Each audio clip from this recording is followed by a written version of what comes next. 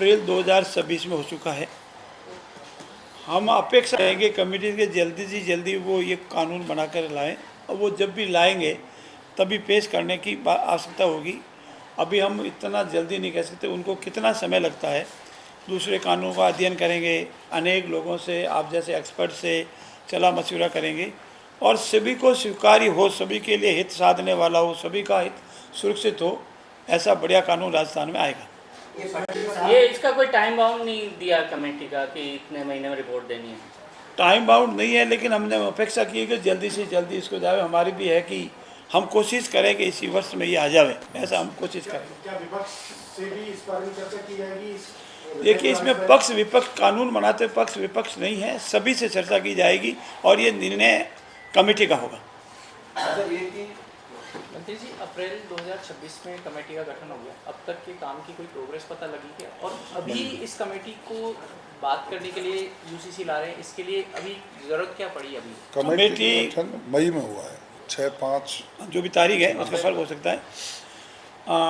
Committee अपनी कार्रवाई कर रही है, बैठक भी कर रही है, कल ही कमेटी की बैठक है, बैठक कर रही है और अपना कार्रवाई उन्होंने प्रारंभ कर दी है।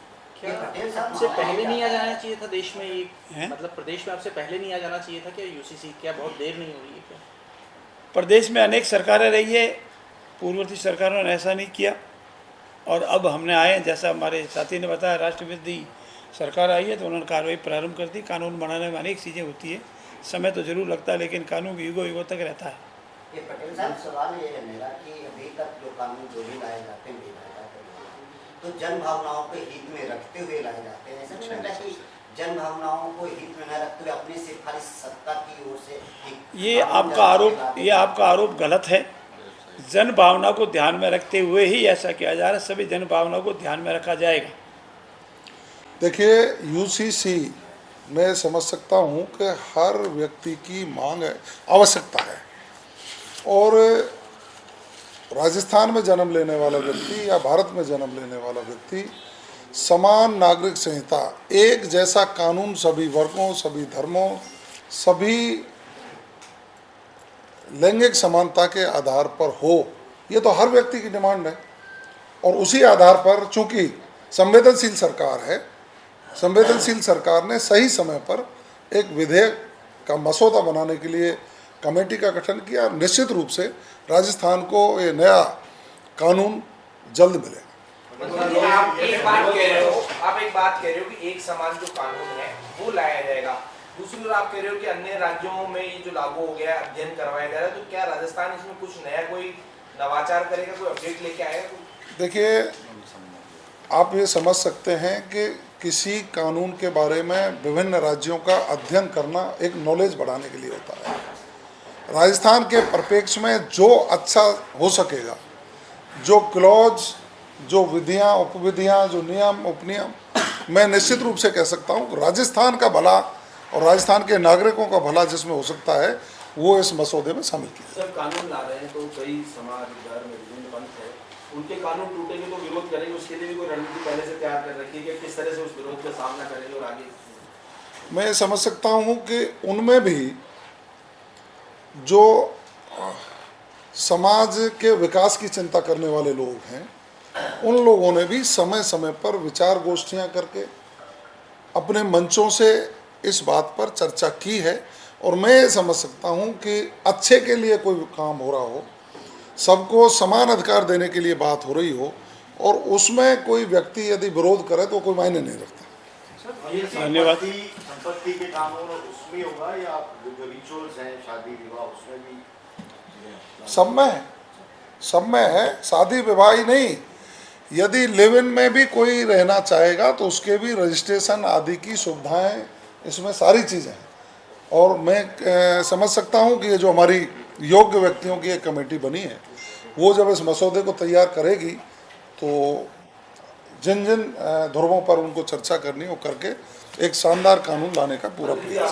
सब एक देश, एक राजस्थान, एक प्रदेश और एक कानून रहेगा। जनजातीय क्षेत्र को उसमें अलग क्यों रखा गया, जबकि वहाँ भी तो एक देश, एक प्रदेश का वो प्रदेश अलग नहीं रखा गया है, अलग नहीं रखा गया, उनकी अपने रीति रिवाज उसको सेव किया गया, अलग नहीं रखा गया।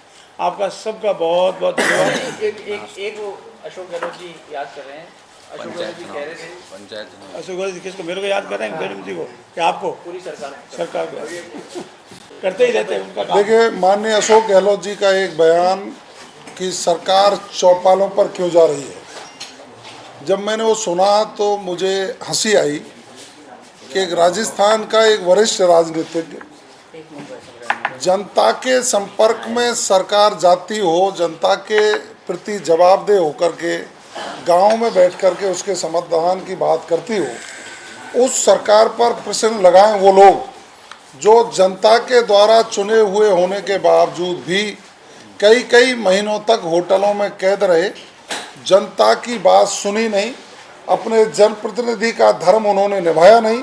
और माननीय मुख्यमंत्री जी के नेतृत्व में हमारे विधायक, हमारे मंत्री और स्वयं मुख्यमंत्री जी जनता के बीच में जाकर उनकी बात सुनकर त्वरित समाधान के निर्देश दे रहे हैं। तो इससे बड़ी अशोक गहलोत जी की हास्यास्पद बात क्या होगी। भाई, आपको तो होटलों में बंद होना था, आप होलिए, हम जनता के बीच में जाकर समाधान कर रहे हैं, क्योंकि जनता के प्रति हमारी सरकार जवाबदेह है। इसलिए माननीय अशोक गहलोत जी, आपने जो राजस्थान की जनता के साथ कुठाराघात किया उसका प्रायश्चित करिए और अपनी अंदर खाने की जो अपनी लड़ाई है ना, उसका समाधान करिए। आप, हम तो जनता के हित में काम करें। Thank you, thank you. तोड़ हो रही है, अलग हटाए जा रहे हैं, उसको लेकर असदुद्दीन ओवैसी ने केंद्रीय अमित शाह जी को पत्र लिखा है कि साहब मस्जिदें तोड़ी जा रही है बड़ी संख्या में। अच्छा, मेरा मित्रों आपसे निवेदन है, भारत में बहुत समय पहले एक कानून बना हुआ है, बॉर्डर एरिया से एक निर्धारित सीमा है, उसके अंदर कंस्ट्रक्शन नहीं हो सकता। और तुष्टीकरण के कारण अगर उस एरिया में जो प्रतिबंधित एरिया है उसमें कोई कंस्ट्रक्शन हुआ है तो वो अवैध है। और अवैध कनेक्शन जो भारतीय सुरक्षा के खतरा है उसको हटाना कोई गलत नहीं है। धन्यवाद आपका, बहुत बहुत आप सबको बहुत बहुत धन्यवाद।